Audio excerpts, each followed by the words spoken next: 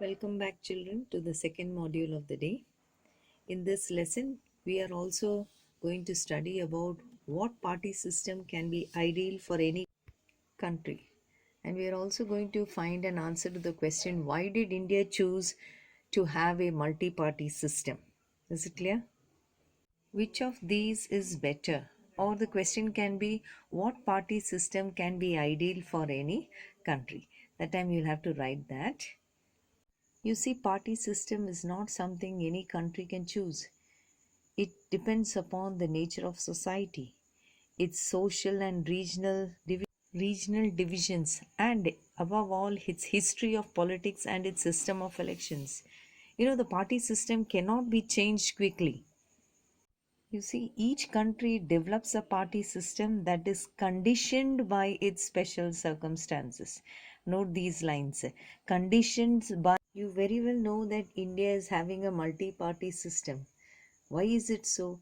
Because we are having social diversity, geographical diversity. Our country is large. It is not easy to accommodate the social diversity and geographical diversity with two or even three parties. I hope you got the answer to the second part of the question. Why did India choose a multi-party system? It is because of the social and geographical diversity. Let us now put our attention to multi-party system. Now, before explaining multi-party system, I should tell you what is an alliance or front. Students, please remember this, okay?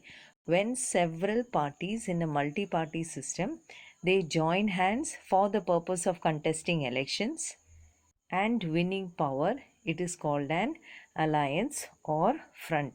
And in India, there were three major alliances in the year 2004. You can see these points clearly specifying what is multi-party system. Now, in multi-party system, the government is formed by various parties coming together in a coalition. Let me now give you the examples of alliances. You have NDA, National Democratic Alliance. It is formed by BJP and its allies. Then we have UPA, United Progressive Alliance, which is led by Congress and its allies. The third one is the Left Front, which is formed by the Communist or their parties like CPI and CPIM. Last point under multi-party system is that it appears to be very messy and leads to a political instability. At the same time, this system, that is a multi-party system, always allows a variety of interests and opinions to enjoy what is known as political representation. Let's move to two-party system. In some countries, power usually changes between the two main parties. And here, only the two main parties, they have a serious chance of winning the majority seats in order to form the government. Example, I said USA and UK. I'm doing wrong if I don't tell you the names of the political parties in UK and USA. So children, remember, in UK it is the Labour Party and Conservative Party, and in USA it is Republic Party and Democratic Party. Take interest to learn.